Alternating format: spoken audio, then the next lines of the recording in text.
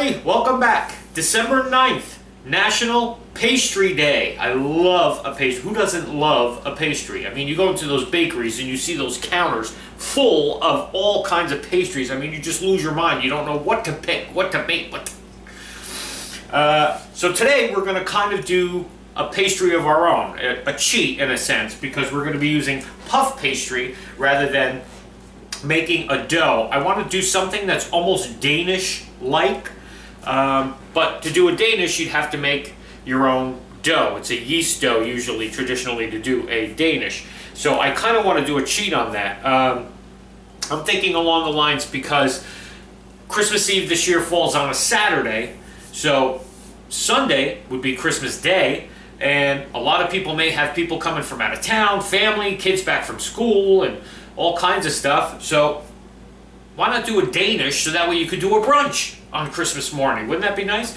So here's a cute idea. You could also do this as a dessert after dinner, little pastry kind of things. It's our take on a Danish pastry.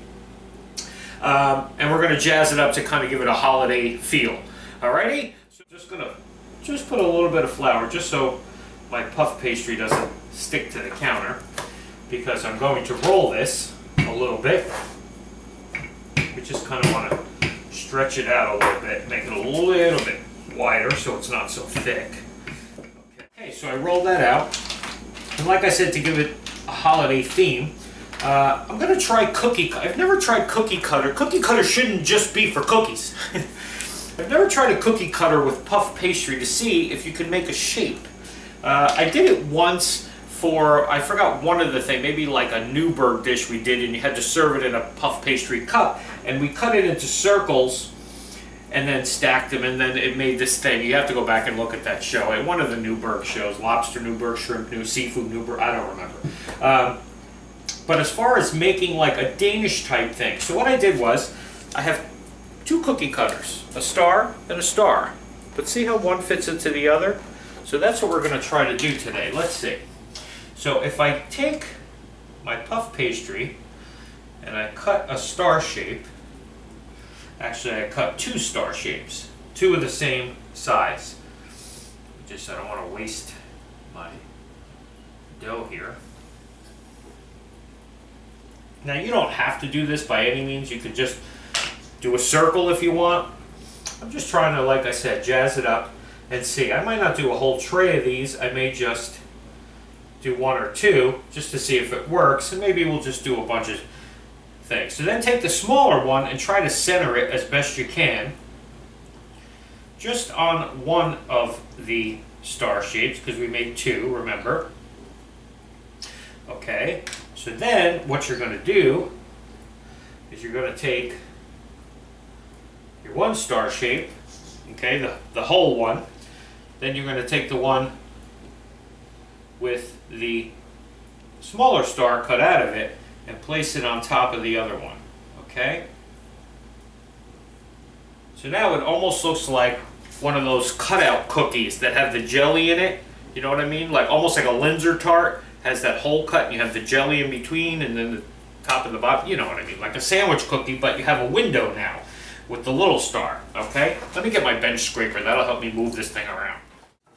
Okay, so I got my bench scraper. Now I realized too, before I stack those on top of each other, I have a beaten egg here. You're just making a little bit of an egg wash, and you're just going to kind of go around the sides of this here. So that way when you place the other one on top, that'll kind of adhere the two together. You're going to egg wash the tops of these your whole pastry anyway. So you might as well get your egg wash ready now, and like I said, just kind of put those together.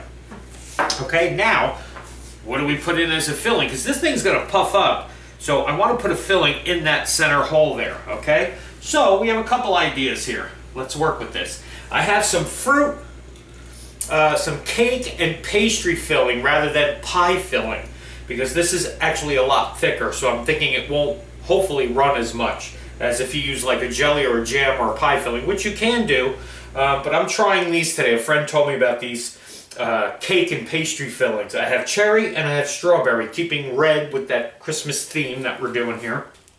Okay, so, but I also have, in this bowl, let me just try to, I should have did this first, I guess, so that way I don't have my puff pastry taking up my whole counter. But I'll just fold that over for now.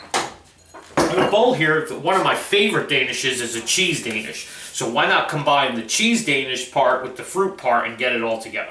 How could you beat this, man, right? So what I'm going to do, take a half a block of cream cheese. This is just a basic, easy cream cheese filling for like your Danish kind of thing, okay? Half a block of cream cheese, a tablespoon of sour cream, 3 tablespoons of sugar, 1 egg yolk, and a half a teaspoon of vanilla. Okay? And just whisk those together. I have that cream cheese filling there. What I'm going to do is just take a little bit of that and just try to keep it within my inner star here. Okay? I don't really want it to go anywhere else. Now, I don't know if this is going to work or not. Like I said, I've never done this like this before, but we're going to try it, aren't we? And we'll see what happens. Okay, then I'll take a little bit of, I'll do my cherry filling, and I'm just going to put a drop of the cherry filling right in the center of that. Now, I know, look, see, it's all high up. This part is going to blow up. It's supposed to. Puff pastry I've worked with before, and that's what happens. Now, whether this stuff is going to run all over it, I have no idea. But we're going to find out. I have my parchment-lined cookie sheet here. So I'm just going to slide this right onto there. Okay, and then we're going to have to go back, like I said, and we'll brush the whole outside of the top of this with that egg wash before we put it in the oven. I have my oven preheating at 350. We can try some other stuff too. Let's see. I have a Christmas tree, so we can try. The only thing is I don't have a smaller Christmas tree to do that little window. So you can either try to do it with a knife and eyeball it and cut out a window, or you can try another shape, like maybe a circle if you think it's not going to be too big. You don't want to make it, we'll try it. You know what? We'll give it a try with this circle. It's a little too big of a circle for what I want to do, but as long as you center it right, it might, when it blows up. I don't know if this is going to keep their shapes or not. See, this is the fun part about this show. We try stuff together. If it works, cool. You win, I win. Everything looks great, and we got a good thing here. If it doesn't, so what? So you tried it. Still gonna eat it. Okay, so our first tray is in the oven. I figured I'd come back and show you something else while we're doing this. Now, in the event that you don't like to take the time to do all of this, or don't have the time to do all of this, you don't celebrate the holidays, and you're like, you know what? I just want a Danish. I don't even care. It doesn't have to be Christmas Danish. I just want a Danish. Okay, take your other sheet. I'm using my other sheet. Use your sheet of puff pastry. Roll it out. Cut it into 4 squares. And all you're going to do is take one of your squares. Okay. I saw this idea courtesy of Laura in the kitchen. If anybody follows her too, she's got some great stuff. Great sweetheart Italian girl from Jersey. She's got her own YouTube show that she's been doing for a long time, longer than me anyway.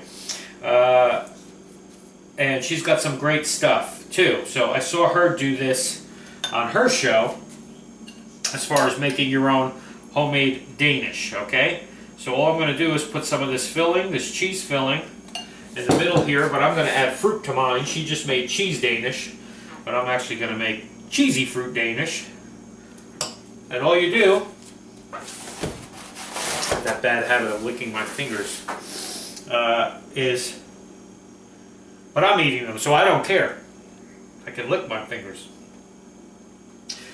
Is fold them together in the middle here, and then just kind of pinch it over, okay? I'm making mine more like a dumpling kind of thing. She made hers more of like the traditional pastry, you know? But I'm gonna make mine more of like one of those apple dumpling kind of things, you know? I'm just pinching my dough together and everything. This whole thing may just explode into a big mess, but that's what I'm doing. Okay, and then I'm going to brush the top of that with the egg again. Okay, first tray's out. It actually worked. Look, there's our star, there's our Christmas tree, and then we just did a bunch of circles. Now, I varied the size of the center hole that I made when I layered the two pieces. So this one had a smaller circle hole. As you can see, if I can get a close-up of that, see, that one has a smaller circle, and then I did a bigger circle hole on these so you have more of the filling. So you do what you like. Now, these didn't rise as much as these, and I'll tell you why. Because these were made with the scraps after I cut my circles. I put my scraps together and re-rolled them again. So I think that if you do that, it'll still blow up a little bit, but it won't blow up like these did, because you rework that dough, the puff pastry. And I think that if you do that, maybe it takes away some of the effect of it blowing up like it did with these. Okay. The oven. These I left in a little bit longer. That's why I said you got to kind of keep your eye on these and babysit them a little bit, just to make sure they don't burn. I left these in a little bit longer, maybe like 15-20 minutes. These I did, you know, maybe 10 to 12 minutes, depending on how they rise and, you know, the color that you want on them. These took a little bit longer, probably because of the filling. There's more filling in it, and there's, you know, I wanted it to blow up, which, as you can see, they look amazing. These, we're just going to try one of these, but let's take a look. These just came out, so they're really, really hot, so I wouldn't be able to eat this without third-degree burning my tongue anyway. But I just want to show you the inside of this. Wow, look at the steam coming out of that. See what I mean? You got this beautiful cheesecake fruit filling. I don't know if this is cherry or strawberry. I can't remember which one I put in there. But you got this beautiful flaky crust. I mean, come on. If you put this on a plate and sprinkle some powdered sugar as a dessert, or like I said, if you're doing a brunch, put a whole bunch of these on a platter and sprinkle some powdered sugar, and somebody can just go and take one of the. Oh, I mean, you can't beat this. I mean, come on. Super easy. It's puff pastry that you buy in the store and some fillings, you know? But anyway, here's one of my. I'll take this circle, this big deep circle one. This one rose a little bit better. See, this is what I said. If you rework the dough, you don't get the same rise out of it. It's still going to taste delicious. I mean, it's not like it's, you know, it looks more like a traditional Dane. Actually, you know what? I think I'm going to eat this one, because this one is one of the ones I did with the wider circle and has more of the filling in there. But it doesn't rise as much, so you don't get as much of a presentation as you do. But who's going to care? Nobody's going to care. I'm going to try. All right. Oh. Why? I get a paper towel. I know I have stuff on my face. Why would you go buy some store-bought Danish when you could do these? And if you did them in shapes, you would totally wow your guests. They would be like, at brunch, they would be like, oh my God, look at these. Pastry day. You could do a wonder of things with puff pastry and not have to spend the whole day in the kitchen. I mean, this whole process took literally maybe 45 minutes to an hour, tops. And that includes baking time. I mean, it was just, once you prep all your, once you have your stuff out, I mean, it's no time to do it. And you get some nice, fresh, hot Danish of your own Danish, all right? See you tomorrow, everybody.